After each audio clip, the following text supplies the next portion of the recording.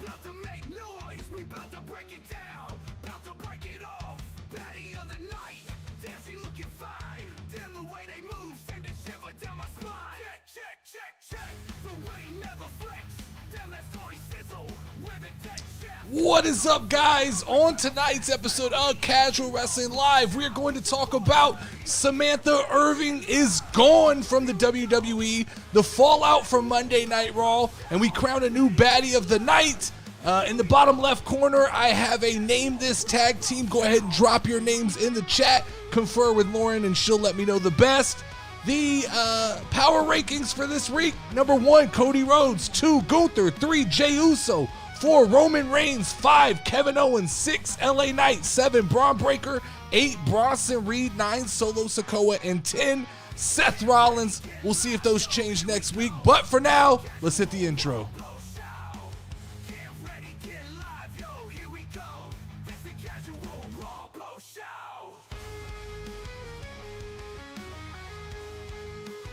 What is up, guys? You are now tuned in to the Monday night edition of Casual Wrestling Live here on the Casual Wrestling YouTube channel. I am your host for the night, the Notorious Nerdy D, joined by my tag team partner in life, Level Up, Lauren.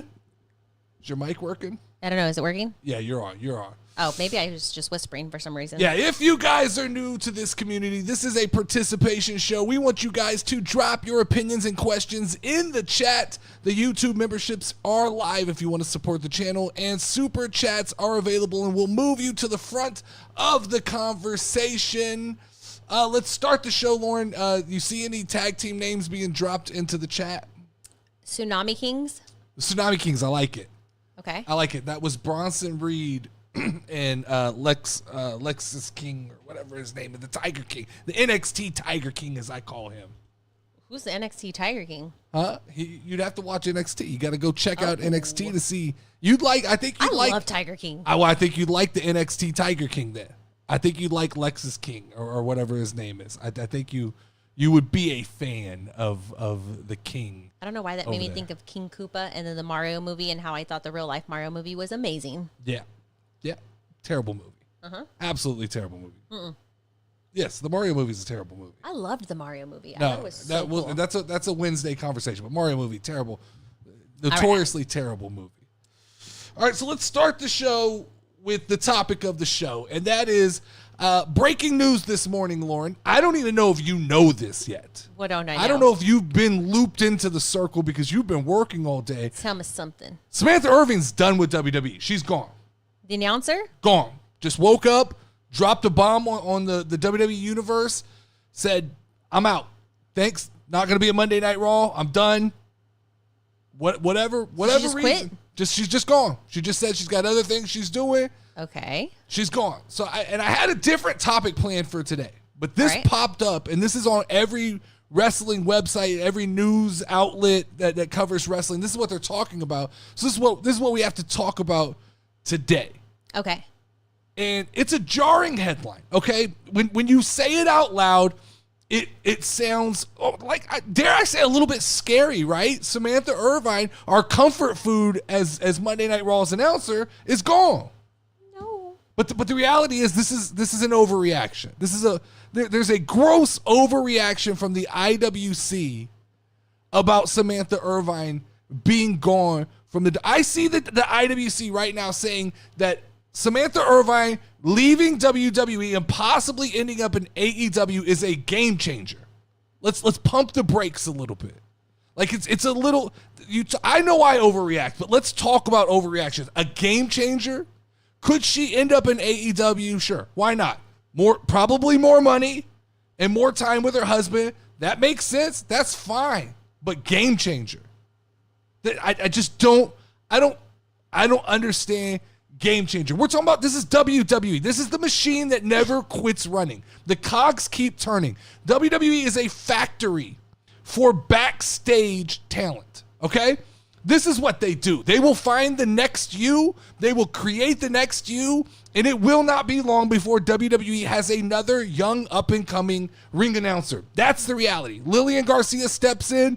We're not going to miss a beat. The reality is, this is just the nature of professional wrestling. And let's be honest.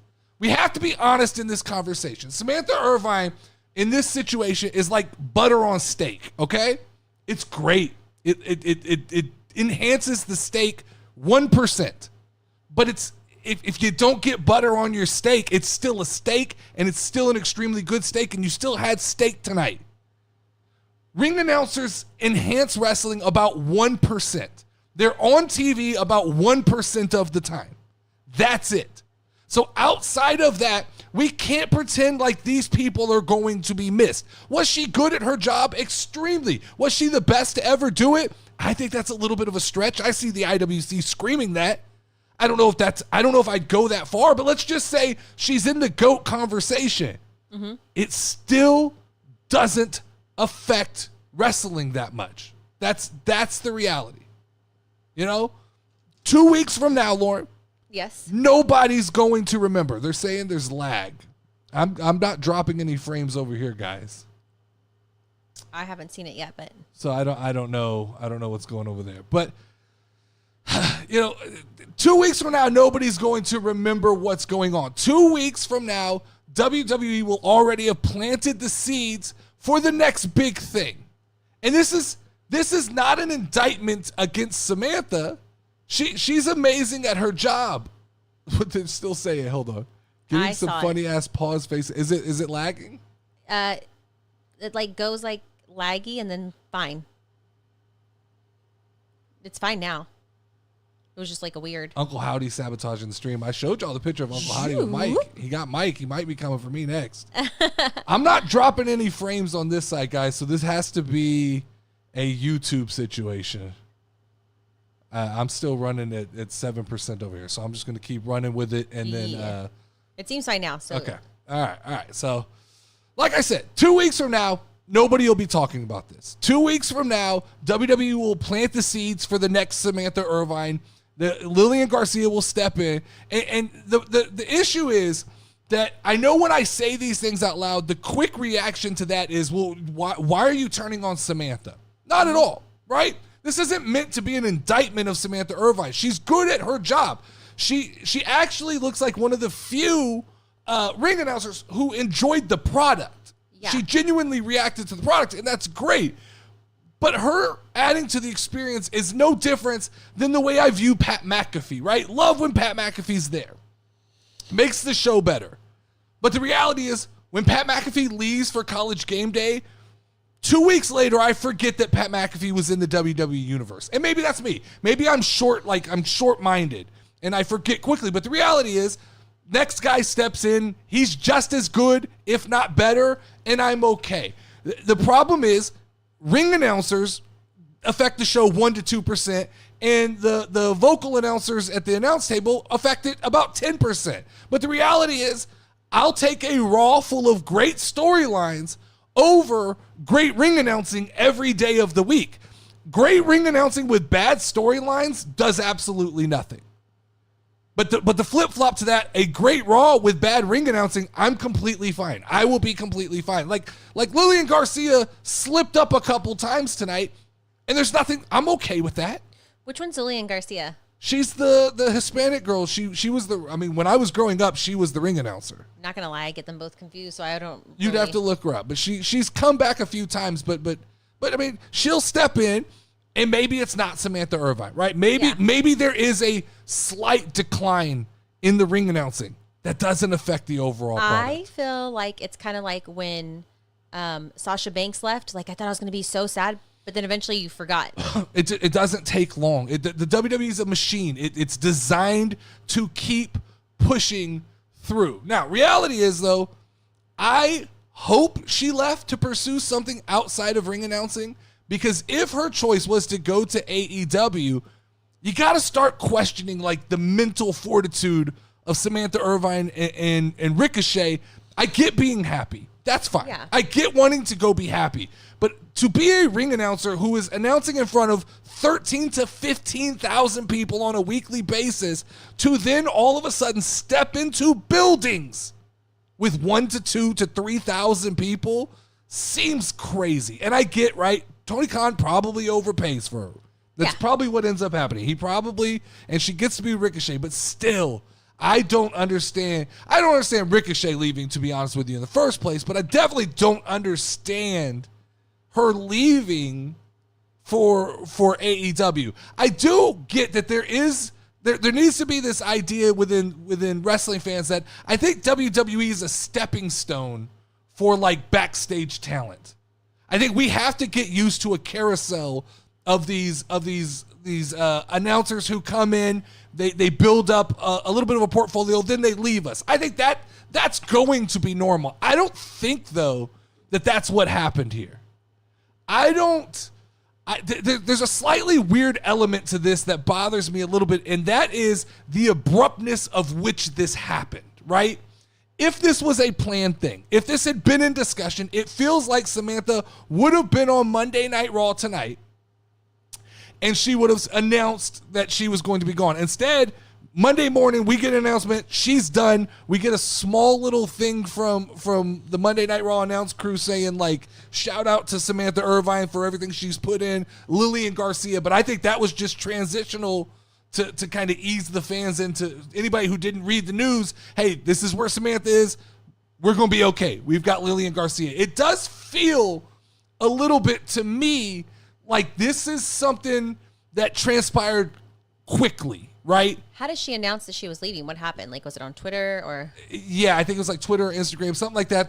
You can go read it. There's a lengthy statement. There doesn't read tension, but I think you have to read between the lines because I do think that there's more to this. I said, look, she posts a lot on Instagram, a lot of like sexual innuendo, a lot of pictures that are, me and Wavy D were having a conversation where Wavy D said a lot of the girls do. But I think that there's a distinct difference in modeling photos and girls in bathing suits versus a girl in her hotel room in her underwear.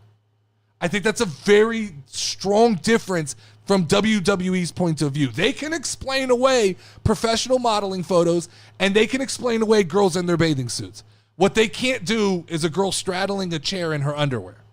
They can't explain that to parents of WWE fans. So I wonder if there wasn't some tension already in the pipeline between WWE and Samantha Irvine in the sense that she's been posting these pictures for a while. Yeah. Right? Then you wonder, does Triple H or WWE catch wind of maybe Tony Khan tampering a little bit, right? Planting seeds, selling Samantha, hey, I can get you this much money. I can get you back with Ricochet. And maybe Triple H finds out and goes, hey, if that's what you want, get out of here. Bye. We don't need anybody who's not fully invested into what we're doing. This is all speculation. I could be completely wrong. It just feels too abrupt to me for this to happen in the way it did, especially with Ricochet leaving and he had a little bit of a bad taste in his mouth from WWE. I think we all knew it was a matter of time before Samantha Irvine left. We all kind of saw it. I don't think we thought it was this abrupt. Does that make sense? Yeah, I mean, definitely. I mean, it's just kind of crazy. Like, oh, sorry, Samantha's not here tonight, guys. I think there's a chance that literally in the next couple weeks we see the big Tony Khan. I've got a big surprise for you guys. And there's an announcement that Samantha Irvine is the highest paid ring announcer of all time, and she's all elite, and they'll make it this big deal, and they'll do what they do, right? Because I keep seeing people in the chat go, Justin Roberts, Justin Roberts, Justin Roberts. Hey, you guys forget, Tony Khan is the king of casting aside somebody who's been there from the beginning in order to take a shiny new toy. And Samantha Irvine's a shiny new toy right now. To Tony Khan. Which one's Justin Roberts? He was an old WWE ring announcer. Is that the earring man? I don't know. So my mind doesn't view things the way you do. And when you say earring man, I have no clue what that means. Okay. You can look up a picture of Justin Roberts. That's the only way I can explain it. That would be the simpler way to do it. Yeah, because I don't know what earring man is. I don't think he's earring man. So Lillian has already signed on as the full-time replacement. I'm sure she's full-time until they figure out what they want to do. They're going to look for a younger, they're going to start creating the next Samantha Irvine. A lot of what we saw that we liked from Samantha Irvine, the reactions, those were manufactured by WWE. You can't tell me WWE on their social media, they had a camera pointed at her all the time because they wanted to show off those genuine reactions. They can do this again. It's not, as sad as it sounds, it's not that difficult for them to create these ring announcers who, you know, you give them some voice training and you put them in the right position and you give them these big moments to react to, and it doesn't take much to create another one. But with all jokes aside, the way that the WWE side of the IWC has completely lost their minds over this,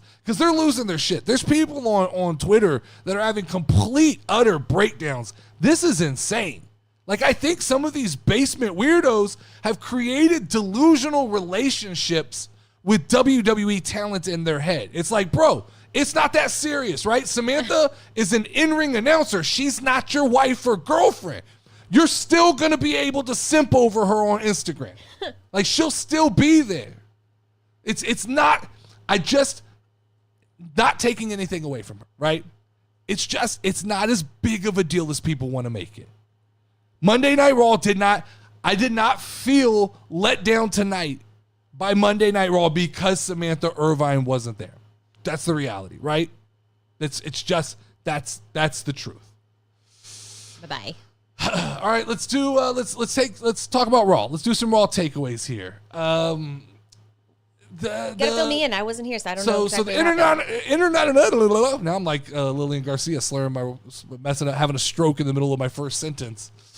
All is right again with the Intercontinental title. It's back where it belongs, and that is around the waist of Braun Breaker. Now, I see a lot of people in the chat talking about this was a 5 out of 10 Monday Night Raw. This was a 3 out of 10 Monday Night Raw. I don't know. I was consuming it during cheerleading practice. Mm-hmm. I didn't catch that vibe. I think a 6 out of 10 is where I am. I actually liked it. Maybe it was That's just very optimistic for you. So maybe it was just a very nerdy, D-centric Monday Night Raw. Maybe that's what it was for me. But I definitely, I enjoyed it tonight. Like, we started off, I almost would call tonight Monday Night Carnage in Philly, because there was just there's a lot of like wild shit going on. I think, one, Braun Breaker winning the IC title, guys, that's my fantasy wrestling roster. So it's going to get a bonus point for that no matter what. Because that puts me back in the hunt. This was all part of the plan, right? Was for Braun Breaker to lose and then win it back and get those, I think it's like 50 points for winning a title. So that definitely will bolster my fantasy roster, get me back up into the, told y'all, top 3. Going for top 3. But let's talk about, like, I see 6 out of 10 because this version of Seth Rollins, the version of Seth Rollins that has no lacy clothes and is not dancing and singing, that's the best version of Seth Rollins. Oh, was he normal tonight? He was normal. He came out with a vengeance. He called out Bronson Reed. This version of Seth Rollins can be in the conversation to be the top guy in the entire business. And Bronson Reed, I like this version of Bronson Reed. I don't think Bronson Reed needs wrestling ring gear. I liked him in sweats and a cutoff t-shirt. He looked more menacing. I like this personality. And Bronson Reed, Lauren, he jumped off the barricade onto the table, missed Seth Rollins, but it might have been the most satisfying table spot I've ever seen. The way the table just imploded from Bronson Reed. Big old Bronson Reed? Big Bronson Reed. Bronson Reed can move for a guy his size. I absolutely love Bronson Reed. I love this storyline. I love this pairing of Seth Rollins and Bronson Reed at Crown Jewel. But here's the problem, Lauren. What? I'm afraid that this feud is going to overshadow Cody Rhodes once again. And this is going to be like the third PLE where Cody Rhodes feels like a sideshow, right? We had the one where Roman came back. He stole the show. We had the last one where Drew McIntyre and CM Punk definitely stole the show. I think this is the type of match between Seth Rollins and Bronson Reed that could steal the show. To me, to be honest, these matches, Cody Rhodes is going to have to step it up because Cody Rhodes and Gunther is not going to deliver on the level that Bronson Reed and Seth Rollins are going to. That's just the way I feel. That's the way I feel. There was no good signature promo to hold down Raw. All the talkers took the night off. Very true. That's very true. And maybe, and that's why I think it's a 6 to me. I think with some good talking, I could have been persuaded into a 7. What did it open up with? Seth Rollins. So so in all night, Seth Rollins and Bronson Reed just kept finding each other and beating each other up all night. It happened like 3 times where it would cut to Adam Pearce. He's about to say something. Then boom, Bronson Reed hits Seth Rollins. Then boom, Seth Rollins hits Bronson Reed. But the show started with Bronson Reed walking towards the ring. Seth Rollins hits him with like something. And then they follow Seth Rollins as he walks to the ring. And Bronson comes out, and it just turned into like a shit show. It was a good start. I thought it was a good start. I'm very excited. The people I like weren't there or weren't featured good enough. I understand that. I get that. And I think the opposite could be said for me tonight, Wavy D. I think all the people I like were there tonight. And so I think when you get a good showing from Bronson Reed, you get this version of Seth Rollins. When you get the Final Testament finally in something that makes sense. I for some reason this Raw appealed to me, but I will tell you guys, Spirit Halloween must have given the Howdies the week off because they're back, Lauren. They showed up. Oh God, the Howdies are back. They took the week off from Spirit Halloween and they attacked the Final Testament. The Final Testes got attacked. This actually makes sense. This Y'all is good. put that in my head. I was like, why did I think of The testicles? Final Testes? Yeah, the Final Testes. This actually makes sense. This is actually good storytelling. This is finally we have a group of guys that nobody really cares about, the Final Testes, going against another group of guys that nobody really cares about. We just get excited when the lights turn off and it gets spooky for a minute. Like this shit is gonna blow past once Halloween is over. We're just all in the spooky. We're all in the spooky feels right now, so this feels good. But this is going to be another American-made situation.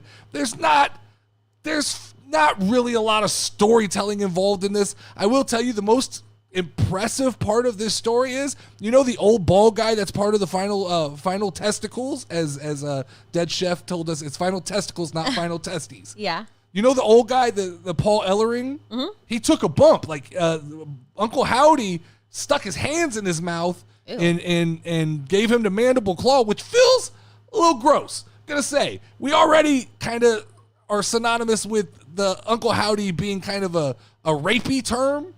It felt a little aggressive. Just got Uncle Howdy. Felt a little aggressive, him sticking his fingers down his throat like that. Not sure that's how PG. he likes it. I'm not sure that's PG. But that was. I mean, this is going to be good. This is where the Wyatts need to be. They're a sideshow. They're a circus act. They're a freak show, right? They're going to show up. The lights are going to go off. People are going to overreact. It's not going to be great wrestling. It's not going to make a ton of sense. So don't take someone like American Made and waste them. Go ahead, waste American Made in a tag team match where they lose to somebody else tonight, because that absolutely made dog shit sense. American Made lost to the LWO tonight. Why? I don't know. Like there's some things I can't explain. There's sometimes I try to have an explanation for everything I see in wrestling, right? I want to come on here and have a conversation. I don't get that. I don't get why Rey Mysterio needs to beat American Made. At this point, I don't know. Guys, chat, has American Made won a match? Have they won I don't remember. Did they beat the Howdies ever, or are they like 0-7 as far as matches go? I thought they always just kept on getting beat up. I don't know. I don't remember. It's genuinely an honest question. Has American Made won a match? I don't remember. But I thought we were safe coming out of the Uncle Howdy stuff and the Wyatt 6. I thought, okay, American Made can get going. Nope, that's not happening. We are also missing the funny stuff. I miss laughing at Raw. How much is it to ask R-Truth and Tozawa? See, I thought there was funny stuff tonight. I thought it was just snuck in. I thought there was funny one-liners. I thought Carlito telling Adam Pearce after, so Damage Control was talking to Adam Pearce. They're complaining about Lash Legend and Jakara. and they were talking to Adam Pearce, and then Carlito walks up, and Carlito goes, "I gotta learn Chinese." That one fucking got me. That one got me because it's not Chinese, it's Japanese. But I thought that was a great comical event. I think Carlito brings a lot of the humor. I think that right now, I will agree that R-Truth isn't in a very funny spot. I think that there's a couple lines that Wade Barrett sneakily funny to me. He dropped in, I think at one point he said, "There are Samoans everywhere," and that made me laugh. That definitely made me laugh. Maybe that's the type of humor that I find funny. Barrett. But let's talk about Judgment Day a little bit, Lauren. Carlito looks to be on the outs. It looks like they're going to get rid of Carlito from the Judgment Day. I'd seen a couple articles saying that this was going to happen. I'm okay with it. Let him go from WWE? No. I think that Carlito, he can stand on his own. He doesn't need to be part of the Judgment Day. They're kind of coming together in a different form. They're taking on this moniker of street trash, which we talked about a couple weeks ago. They all had T-shirts on tonight that said street trash. So they're taking on that moniker. It looks like it's going to really revolve around Finn, JD, Liv, and Dom and Raquel.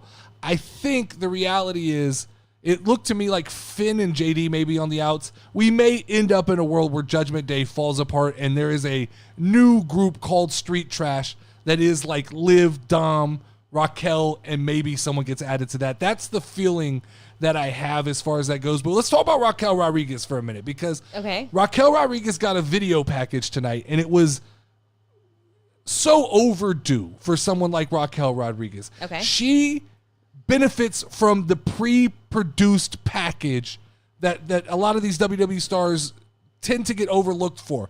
She didn't smile, which was a big win, right? She actually looked intimidating. She spoke well. She got to talk directly to Rhea Ripley, and I thought that it was presented in a fashion that made me believe Raquel Rodriguez can be a bad guy.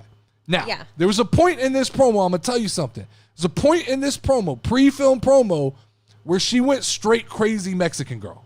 Her eyes got fucking crazy, right? So she went straight crazy ass Mexican girl eyes, and that's a character I've seen, okay? I live that character sometimes. What character are you referring to, Justin? Crazy Mexican chick, right? So I said, that's the character Raquel Rodriguez needs to play. She could rock that character. Spicy Latina. Yeah, she could definitely rock that character. So, liked it. I thought it was well. Well, because they kind of like touch the line of her being a Latina, because she speaks Spanish every so often, but it comes off disingenuous as a Hispanic woman, because it's just like random. It doesn't have any purpose, if that makes sense. I'd go back and watch this promo. I think it was the most. I was trying to look it up right now. But I think it was one of the best presentations of Raquel Rodriguez I've seen in a long time. Especially if they're gonna go with her being a bad guy. This is how she has to be packaged, as far as I'm concerned. I will say we got into a little bit of a conversation in the Discord about Io Sky. I asked a question. I phrased a question. I said, I don't know. And this was a genuine question. This wasn't me being condescending. But I asked a question. I said, I don't understand the IWC's infatuation with Io Sky. Because every time I watch her, to me, she feels slow in the ring. For somebody they call like Empress of the Sky or whatever it is, she doesn't hit the rings particularly hard. I never feel like she's giving 100% in the ring. It always looks like she's going at about 50% speed. Kind of slow. And while she does have a flipping finisher, she doesn't fly all that often. And so I genuinely don't know. Wavy D gave me a couple matches to go back and rewatch. These are matches that I know I've watched before, and I'm going to watch them closely to see maybe I'm missing something. But there's something to me I don't get, and it might just be the way I view professional wrestling, but she doesn't, like, there's nothing memorable. I tried to talk about, they talk about her being the greatest women's high flyer of all time. That's the conversation within the IWC. Who would you say is? I don't know. I asked that same question because I was like, well, who is the next candidate for that award? But the question I have is, when I think of a high flyer, like, I can think of high flying moments with Rey Mysterio.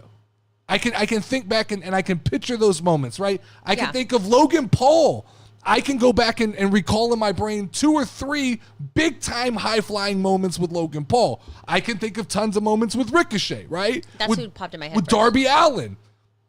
Those people have memorable moments to me. When I talk about Io Sky, that one particular moment doesn't pop into my head. I'm not saying this isn't an indictment that she's a bad wrestler. I don't think she's bad by any means, but I tend to put a magnifying glass over things when the IWC glorifies and goes, this is the person. This is the greatest high flyer of all time. I go, well, let me see what they're referencing when they talk about this. And I can't find that moment or that match that gets me to the point. Like they'll go, like Wavy D said, go watch Bianca and Io Sky. I'm going to watch it again. I don't know. Maybe so. I'll go watch it again. Go watch Rhea Ripley and Io Sky. I'll watch it. But I don't remember anything particularly exciting from those matches. Yeah, Dead Chef says the IWC loves them some Japanese girls. I think the IWC, I've always said this, the IWC is just the hipsters of wrestling. They want to like the thing that the mainstream doesn't understand. And so by me saying I don't understand it probably makes the IWC go, that's why we like it, bros. You can't understand. Like, to me, I think that's what it is.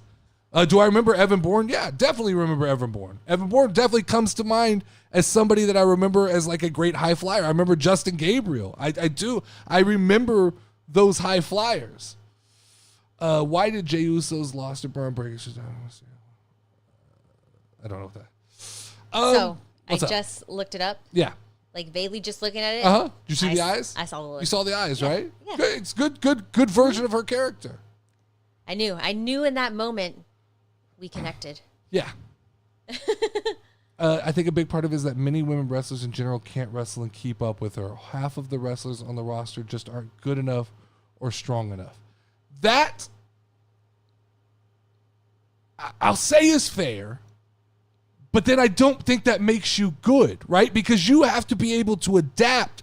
If you go, I'm just so good at something that nobody else can get in the ring and make me look good at what I do, then are you really good at what you do? Then she needs to wrestle guys. Like, then she needs to go to a company that will let her wrestle guys so that she can have these matches of quality. Because the reality is, to me, if you look around and your dancing partners aren't great dancing partners, what makes you good is the ability to make those people look good as well. I think someone like Seth Rollins does that. So I think that the reality is, to me, that maybe that's what I'm missing. Maybe I want Io Sky to figure out how to work within the confines of WWE, because maybe it is. Maybe the reality is she is just not meant for WWE, and that's the problem. The list is small. Bianca Belair, Becky, Jade, Raquel, they are strong, fast. Like, if you look at Rey Mysterio, he's Io size, but all of his opponents are grown men. I get it, but I still think that Rey Mysterio, there's something special about what he does, and it doesn't read for me, it doesn't read with Io Sky. Like Rey Mysterio has a ton of charisma. I don't think Io Sky has a ton of charisma, and maybe there's a language barrier there. That could be as well, is the fact that I can't understand what she's saying doesn't help me at all. But to me, that's my issue I have with that. Let's talk to the chat here a little bit. Dominic Mysterio should win the IC championship over Braun Breaker, should beat Jay. Why Braun?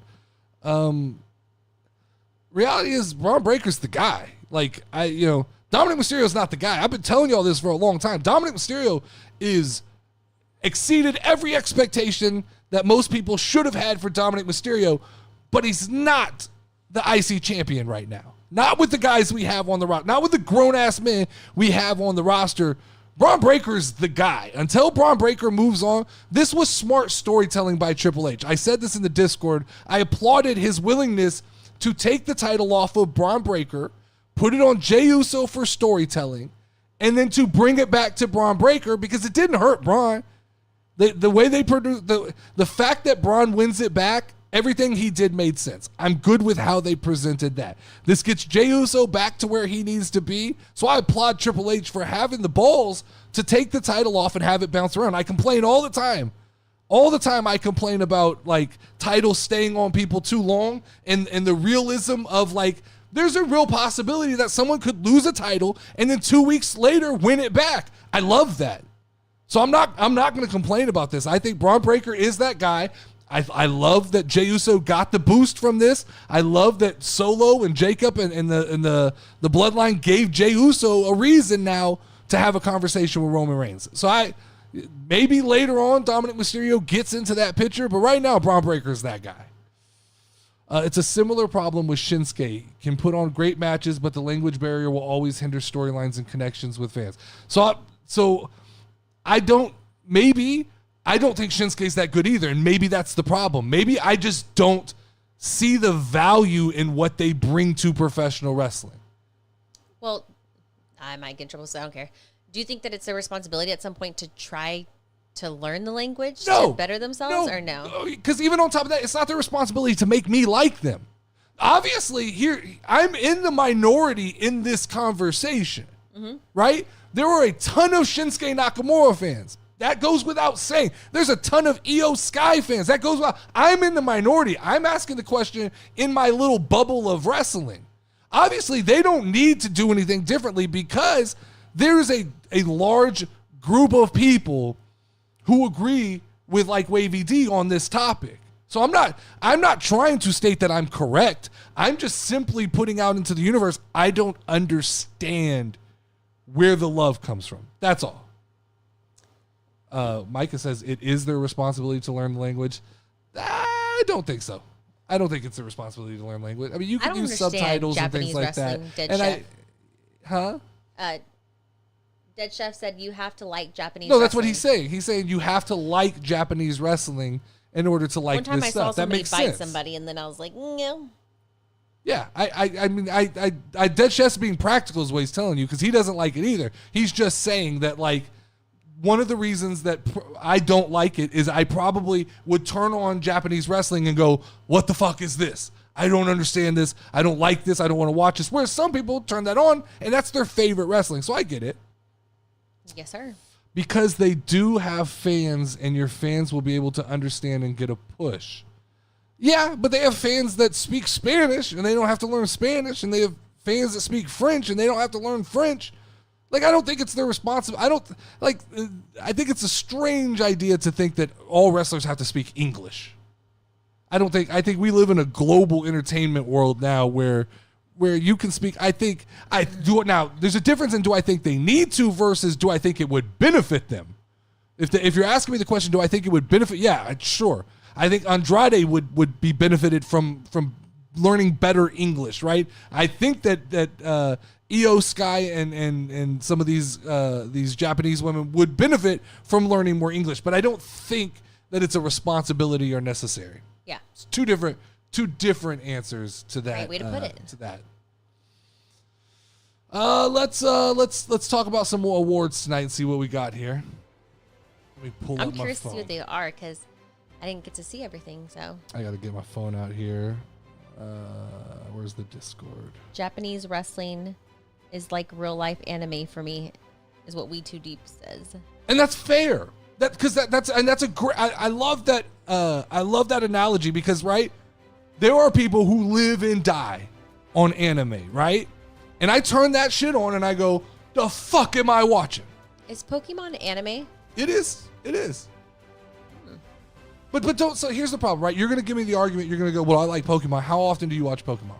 I watched it as like a kid. That was as a kid, yeah. But you're not watching Pokemon. I don't watch any anime as a. I mean, adult. The closest thing I watch to anime is the Luffy character guy, and One Piece. I watch it on Netflix, which is a real life adaptation. I tried watching the cartoon. I was like, oh, this is weird. This ain't my type of shit. Yeah, I tried to watch one, and it was definitely crazy. Whatever I was watching, it was like Red Riding Hood, but like naughty Red Riding Hood, and I was like, why is this on Hulu? Okay, let's go. Yeah, I one time we watched an anime where I think we did. It was like a squid having sex with a girl, and I was like, this Yeah, no, this ain't my shit right here. I immediately turned it off and like, why is this on Hulu? Why is this shit on Hulu? Wait, that's like when the dude from the Best Friends. Oh, they're talking about We Too Deep said he saw a guy in Japan wrestle a blow up doll and decided it's not for him.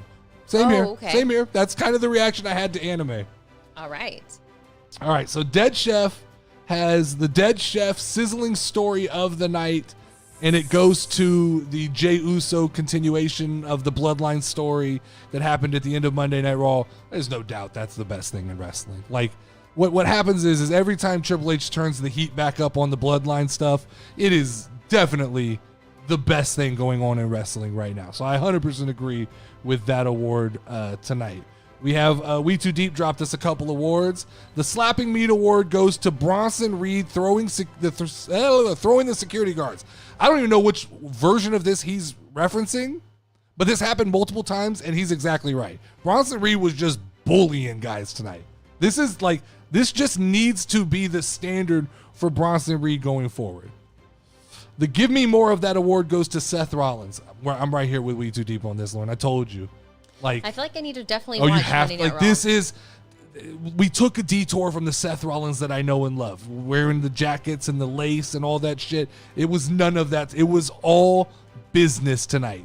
It was business Seth Rollins, not the visionary, not the eccentric. It was all about business Seth Rollins, and I'm all about that version of Seth Rollins. Best line of the night was "I need a drink" from Adam Pearce. Adam Pearce needs to put together a security firm. I said this. He needs to go get Omos and a couple of guys that aren't being used, and he needs to put together the Raw security task force, because the backstage is out of hand on Monday Night Raw. It's absolutely out of hand. It is wild what goes on backstage at Monday Night Raw. And then the best, the Quit Being a Bitch award goes, once again, this is multiple time winner, Xavier Woods, because he still hasn't turned heel. This is the longest. It loses What effect. did you get mad about today? So today it was Kofi and Xavier versus, was that the Final Testament situation? Yeah, they're fighting the Final Testament, and R-Truth came out to help them. And R-Truth got stuck in the ring with Final Testament. He was about to get beat up, and Xavier wouldn't let Kofi go back to the ring, and that's all we got for that story. So to me, it's all right. Every week that drags out, I think it becomes less effective. We were all kind of excited for the New Day to break up, and now that it's gone this long, I think that I think, all right, whatever. Micah's dropping in a write-in award here. The Thing That Ruined My Day award goes to Samantha Irvine leaving WWE. Go back and listen to the first 10 minutes of the show, Micah, because I think that's a gross overreaction. That doesn't ruin my day. I don't understand why it ruins your day. Nothing's changed. She's still gonna be on Instagram. You can still simp over her photos if that's what you liked, right? It's what you're not gonna get the 15 seconds of her little cute reactions and the way she said Chelsea Green, which I think they've built. I honestly think they've built that into Chelsea Green's song. So I don't even know. I don't think you're losing that. Let's see. Wavy D dropped me an award. Wavy D said, let's see. The I Need a Drink award is Adam Pearce. We've gone over that. The R. Kelly presents the I'm Fighting for My Life award tonight. He's giving that to himself. Oh, wait, what? So I'm Fighting for My Life award. Wavy D, we have attacked Wavy D a little bit in the Discord, I will say. but Wavy, here's my problem. You brought this on yourself. You created an entire faction, and then your faction kind of dissolved on you, and they're not standing up for you. What faction? See, you don't even know you were part of the faction. Didn't know I was part of a faction. Yeah, this all went down. He brought everybody together, and he created a faction, and y'all were going heel, and I thought Wavy D was just playing a character. We are a group of peaceful people. No, see, I thought Wavy D was playing a character. I thought he was just disagreeing with everything that me and We Too Deep said because he was laying into the heel character. I didn't realize that he felt like we were attacking him. No, no. Not my researcher. Huh? He's my researcher. Well, he probably still research for you. Maybe not for me and We Too Deep anymore. The I Can't Teach an Old Dog New Tricks award goes to Lillian Garcia. I get it. I'm going to have to look up who Lillian Garcia is. The Testosterone Shortage Award goes to the stud line since during 2 hours there's no more testosterone without the stud line. That makes sense. I get it. She said, what faction? I agree, Dead Chef. She was part of it that night. I know who she is. I've seen her before. Yes, she's been part of WWE. She's 58 years old. Yeah. And then the WrestleMania 46 Night 3 Main Event Award teaser goes to Jacob Fatu versus Braun Breaker. I'm behind it. I think that's a hell of a match. I think the reality is Jacob Fatu has a plethora of matches. I think where Kevin Owens, CM Punk, fucking Seth Rollins. There's a plethora of matches I'm ready to see Jacob Fatu win. When that man finally gets unleashed and turned, it's going to be exciting. Yeah, Wavy D's asking, where's Bobby and James? They left you, boy. They're all gone. Oh, no. Lauren doesn't even know she's part of the faction. Bobby's MIA. James is gone. What's the name of her faction? It was like degeneration, regeneration, or something like that. Okay. Yes. Cena it was versus the night Fatu? where you were like, Bianca Belair, blah, blah, blah, blah, blah. Probably. Dumb. Yeah, be mad all you want. Wait, the Calcium Cannons of the Night Award? Someone can give that award out. That's not my award to give. I'm not. So we can do Baddie of the Night then. Did you see the list, Lauren? I did. It's very, very different. A very Yes, different list definitely. tonight, which is good. Good. Some variety's good. Like, it felt good to see fresh faces tonight. Who came up with this list? Wavy D. Oh, This nice. is a Wavy D list. Nice. With 5% of the vote, Jackie Redmond. I think Jackie gets. I think there's a lot of people who just aren't willing to vote for backstage talent. I think that's what it is. Does that make sense? No, because I just don't think she's on. I think that if screen you're long enough. like intriguing enough, they're gonna vote for you. Yeah, but I think so. Everybody's going to kind of view this list in their own way, and I may be one of the people who undervalues the backstage reporters. Right? I don't see them in the same light as the on-screen talent. I don't think it's really fair, right? Because on-screen talent kind of have a personality. They're playing a character. You know what I mean? It'd be To like me, Baddie of the Night is purely on looks. it is 100%. But I think that like Scarlett is in basically a dominatrix outfit, okay? And Jackie Redmond has to wear she can't wear that shit to interview people. You see what I'm saying? I mean, So that's an immediate disadvantage. you could, I guess you could. right? So I actually forgot who I voted for, at but 20% of the vote goes to Kathy Kelly, which one's Kathy Kelly? the other backstage Which one's the one with reporter. the blue eyes? Jackie Redmond. Okay, that's Jackie what I Redmond, thought. blue eyes. Kathy Kelly is the other one. Brown eyes. We Too Deep voted with 2 to 3 different accounts.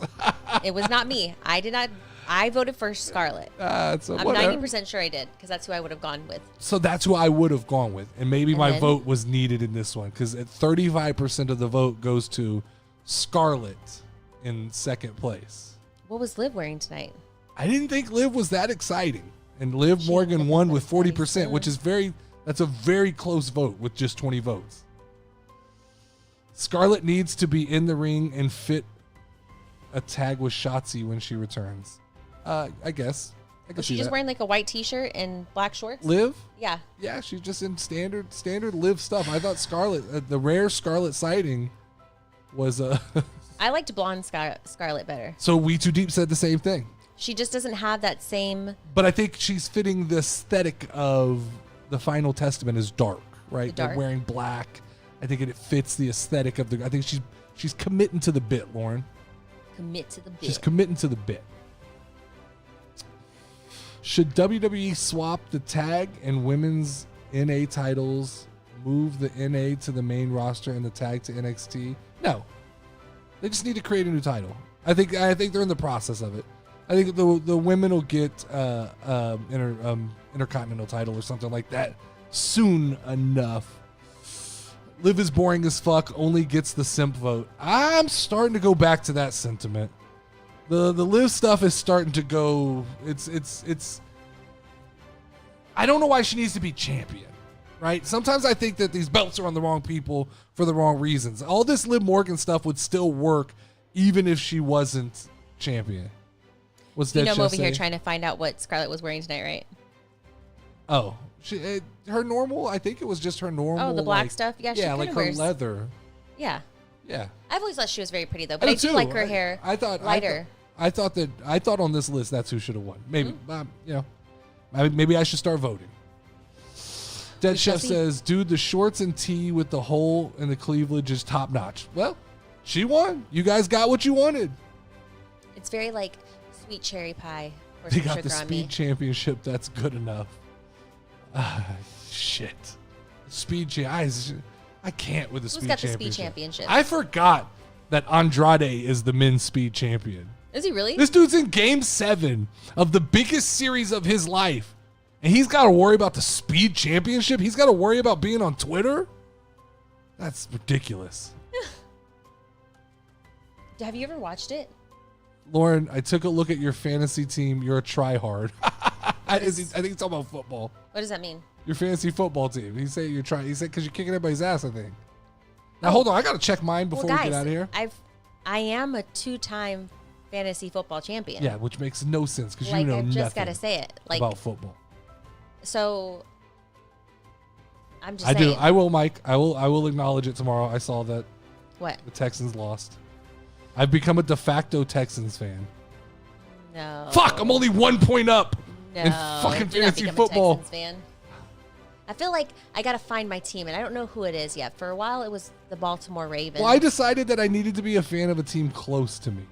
So that you could like support them. Yeah. It's definitely not the Cowboys for me. I do own a Cowboy sweater, but only I won't be a because Cowboys fan. It was on sale. That's why I became Texans. I didn't even want to be a Texans fan, but I like C.J. Stroud, and so I'll go with C.J. I'll be a C.J. Stroud fan. I gotta connect with somebody on the team for me to be interested in them. Does that make sense? Yeah, I've been watching a lot of sketch lately, so maybe that's why I'm a Texans fan. What's up, brother? All right. What's up, brother? Special teams, teams, special forces. special players, special players. I always say it wrong, and I will forever say it wrong, and I don't care. We Too Deep is, I mean, not We Too. Wavy D's recruiting you to the Eagles. You could join his Would you like to faction. make You could bird rejoin his noises? faction. You like to make bird Uh-huh. noises? So I don't even know who plays on the Eagles, honestly. Well, that's not a good start. You know? Fuck the Chiefs. Fuck the Ravens. Damn! Shots fired. We can talk about that tomorrow, though. That's sports topics. That's it. That's all I got tonight, guys. Thank you for hanging out and coming to Casual Wrestling Live. As always, you're invited to the rest of this week's show's hangouts, which are tomorrow night. We'll talk football and NBA starting up. So we'll talk some NBA tomorrow night on the Mike and D Casual Sports Talk Show. Then Wednesday, Nerdy D podcast. The topic is Pixar characters, remember? Or Yes, I anime. do. We altered it slightly. It is animated characters in the style of Pixar. So it opens it up to like the Shrek universe and like the Despicable Me universe. So it's anybody in that 3D style of animation for the Hear Me Out segment. And then Friday we'll do the SmackDown Casual Wrestling Live post show. 3D animation. Yeah, 3D animation for Hear Me Out. Dead Chef is recruiting you to the Steelers? Pittsburgh Steelers, who have Mr. Unlimited Russell Wilson, who is my new quarterback in fantasy football. I'm happy with that decision that I made. But I'm about to lose again. I'm about to be the only 0-7 person in the Casual Wrestling Fantasy Football League. I said this was going to happen. Ultimately, I'm kicking ass in one league, and I'm getting my ass whipped in the other one. At least Braun Breaker won tonight. That's all I know. That's what I'm excited about. Hear me I might out, be a Saints Fiona fan. from Shrek, baddie of the 3D animation. Submit it, Micah. Make your submission. The top 10 make it to the show. But for now, that's all we've got. The party never stops. Join the Discord, like, share, and comment. Lauren, ring the final bell. Ding, ding, ding, ding, ding, ding, ding, ding.